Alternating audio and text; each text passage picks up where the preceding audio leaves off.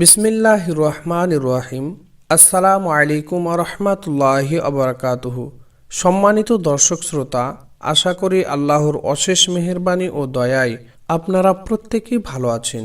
আজকের ভিডিওতে একটি গুরুত্বপূর্ণ বিষয় নিয়ে কথা বলবো ইনশাআল্লাহ। তাই সকল দর্শক শ্রোতা ভাই ও বোনদের নিকট অনুরোধ, ভিডিওটি শেষ পর্যন্ত দেখবেন। আশা করি এই ভিডিওটি যুবক যুবতী ভাই ও বোনদের জন্য খুবই উপকারে আসবে। কারণ বর্তমান সময়ে যুবক যুবতী ভাই ও বোনেরা সহবাস করার সঠিক ও সুন্নতি নিয়ম সম্পর্কে জানে না, যেগুলো না জানার কারণে মানুষ অহরহ পাপ কাজ করে চলেছে। এর সঠিক ব্যবহার পদ্ধতি না জানার কারণে শিকার হচ্ছে অনেক রোগ ব্যাধির। সুতরাং আজকের এই ভিডিওতে স্ত্রী সহবাসের সঠিক ও সুন্নতি নিয়ম সম্পর্কে আলোচনা করব। সহবাসের সঠিক নিয়ম হলো, স্ত্রী নিচে থাকবে আর স্বামী থাকবে উপরিভাগে এবং এই উপরিভাগ থেকেই সহবাস করবে। মহান আল্লাহ তাআলা পবিত্র কোরআনে সূরা আরাফের 189 নম্বর আয়াতে বলেছেন, অতঃপর যখন পুরুষ তাকে ছেয়ে ফেলেছে তখন সে এক লঘু গর্ভধারণ করেছে এবং সেটা নিয়েই সে চলাফেরা করেছে। বর্তমান সময়ে ডাক্তারগণ একথা বলে থাকেন যে স্ত্রী নিচে থাকবে আর স্বামী ওপর থেকে সহবাস করবে, তাতে সঠিকভাবে গর্ভধারণ হবে।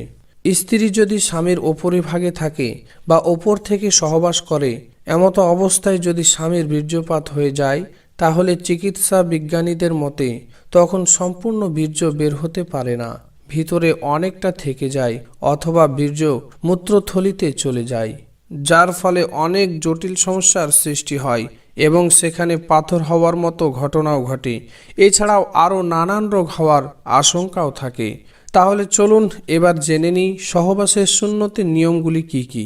স্ত্রী সহবাসের সুন্নতি নিয়মের প্রথমটি হলো, স্ত্রীকে সহবাসের আগে ভালো করে দাঁত ব্রাশ করে নিতে হবে বা মিসওয়াক করে নিতে হবে। 2 নাম্বার হলো, সহবাসের আগে স্বামীকেও ভালো করে দাঁত ব্রাশ বা মিসওয়াক করে নিতে হবে। বর্তমানে অনেক যুবক সিগারেট বা কোনো বদনেশার সঙ্গে যুক্ত, তাই এভাবে স্ত্রীর কাছে যাওয়া ঠিক নয়। 3 নাম্বার হলো, স্বামী স্ত্রী সহবাসের পূর্বে ভালো করে ওযু করে নিতে হবে। 4 নাম্বার হলো, বিসমিল্লাহ বলে অর্থাৎ সহবাসের দোয়া পড়ে শুরু করতে হবে, আর এটা মুস্তাহাব। সহবাসের দোয়াটি হলো, বিসমিল্লাহি আল্লাহুম্মা জান্নিবাশ শাইতানা ওয়া জান্নিবিশ শাইতানা মা রাযাকতানা। অর্থ, হে আল্লাহ, তোমার নামে শুরু করছি, তুমি আমাদের নিকট হতে শয়তানকে দূরে রাখো। আমাদের এই মিলনের ফলে যে সন্তান দান করবে তা হতেও শয়তানকে দূরে রাখো। 5 নাম্বার হলো, স্বামী স্ত্রী একে অপরে সুগন্ধি জাতীয় জিনিস বা আতর লাগিয়ে নেবে। 6 নাম্বার হলো, সহবাসের সময় কেবলামুখী হয়ে সহবাস করবে না। 7 নাম্বার হলো, সহবাসের সময় একেবারে উলঙ্গ হবে না। যদি তৃপ্তি না আসে তবে উপরে কোনো চাদর বা কাপড় দিয়ে ঢেকে রাখবে। 8 নাম্বার হলো, বীর্যপাত হয়ে গেলেই সাথে সাথে স্ত্রীর ওপর থেকে নেমে পড়বে না, বরং কিছু সময় তার ওপর শুয়ে থাকবে। আবার পুরো শরীরের ভরও স্ত্রীর ওপর দেবে না, যাতে করে সঙ্গিনীর কষ্ট হয়। এটা খেয়াল রাখাও সুন্নত। 9 নাম্বার হলো, কোনোভাবে স্ত্রীর বায়ুপথে অর্থাৎ মলত্যাগের রাস্তায় সঙ্গম করবে না, কারণ এটা মহাপাপ, যা কোরআন ও হাদিসে কঠিনভাবে নিষেধ করা হয়েছে। চিকিৎসা বিজ্ঞানের ভাষায় এর ফলে উভয়েরই কঠিন রোগ হবার সম্ভাবনা থাকে। বারবার বায়ুপথে সঙ্গমের ফলে তা ঢিলে হয়ে যাওয়ার কারণে টয়লেট যাওয়ার আগেই কাপড় নষ্ট হয়ে যেতে পারে।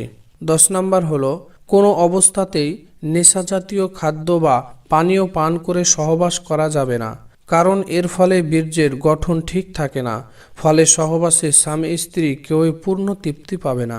11 নাম্বার হলো, কারো সামনে সহবাস করবে না, এমনকি নিজের 2.5-3 বছরের শিশুর সামনেও নয়। 12 নাম্বার হলো, স্ত্রীকে পরিপূর্ণ তৃপ্তিদান করার পূর্বেই বিচ্ছিন্ন না হওয়া এবং স্ত্রীর হায়েজ ও নেফাজের সময় সহবাস না করা।